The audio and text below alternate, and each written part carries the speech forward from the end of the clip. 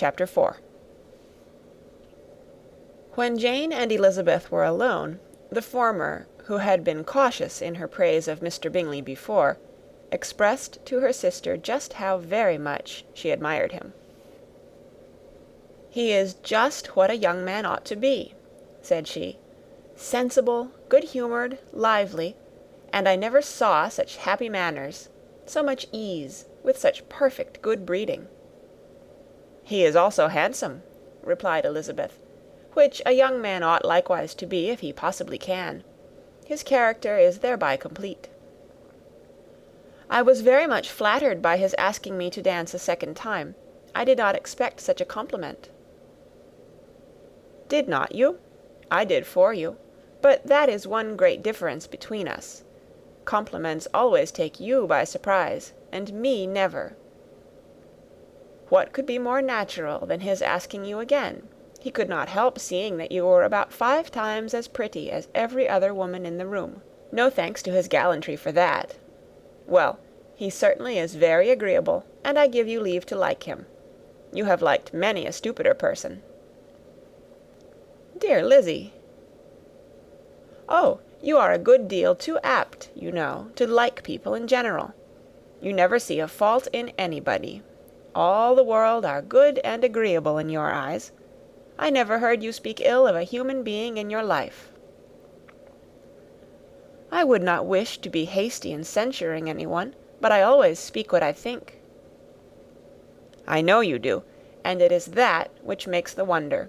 With your good sense, to be so honestly blind to the follies and nonsense of others. Affectation of candour is common enough. One meets with it everywhere. But to be candid without ostentation or design, to take the good of everybody's character, and make it still better, and say nothing of the bad, belongs to you alone. And so you like this man's sisters too, do you? Their manners are not equal to his." "Certainly not, at first, but they are very pleasing women when you converse with them. Miss Bingley is to live with her brother and keep his house, and I am much mistaken if we shall not find a very charming neighbour in her." Elizabeth listened in silence, but was not convinced.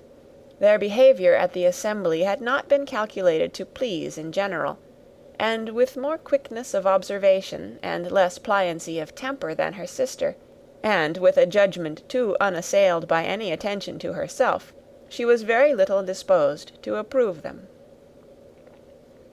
They were in fact very fine ladies, not deficient in good humour when they were pleased, nor in the power of making themselves agreeable when they chose it, but proud and conceited.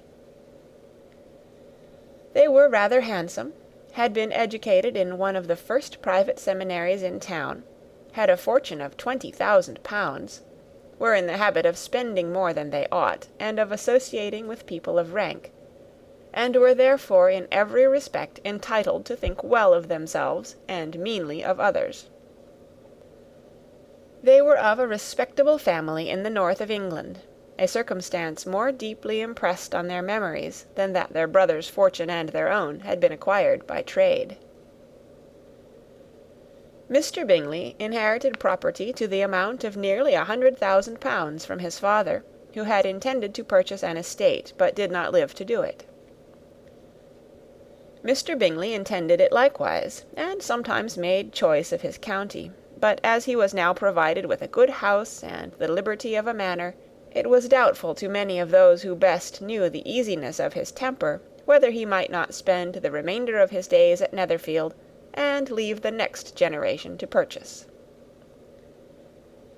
His sisters were anxious for his having an estate of his own, but though he was now only established as a tenant, Miss Bingley was by no means unwilling to preside at his table, nor was Mrs. Hurst, who had married a man of more fashion than fortune, less disposed to consider his house as her home when it suited her. Mr. Bingley had not been of age 2 years when he was tempted by an accidental recommendation to look at Netherfield House. He did look at it, and into it for half an hour, was pleased with the situation and the principal rooms, satisfied with what the owner said in its praise, and took it immediately. Between him and Darcy there was a very steady friendship, in spite of great opposition of character. Bingley was endeared to Darcy by the easiness, openness, and ductility of his temper, though no disposition could offer a greater contrast to his own, and though with his own he never appeared dissatisfied. On the strength of Darcy's regard, Bingley had the firmest reliance, and of his judgment the highest opinion. In understanding, Darcy was the superior. Bingley was by no means deficient, but Darcy was clever. He was at the same time haughty, reserved, and fastidious, and his manners, though well bred, were not inviting. In that respect his friend had greatly the advantage. Bingley was sure of being liked wherever he appeared. Darcy was continually giving offence. The manner in which they spoke of the Meryton assembly was sufficiently characteristic. Bingley had never met with more pleasant people or prettier girls in his life.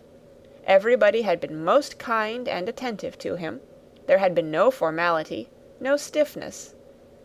He had soon felt acquainted with all the room, and as to Miss Bennet, he could not conceive an angel more beautiful. Darcy, on the contrary, had seen a collection of people in whom there was little beauty and no fashion, for none of whom he felt the smallest interest, and from none received either attention or pleasure. Miss Bennet he acknowledged to be pretty, but she smiled too much. Mrs. Hurst and her sister allowed it to be so, but still they admired her, and liked her, and pronounced her to be a sweet girl, and one whom they would not object to know more of. Miss Bennet was therefore established as a sweet girl, and their brother felt authorized by such commendation to think of her as he chose. End of chapter 4.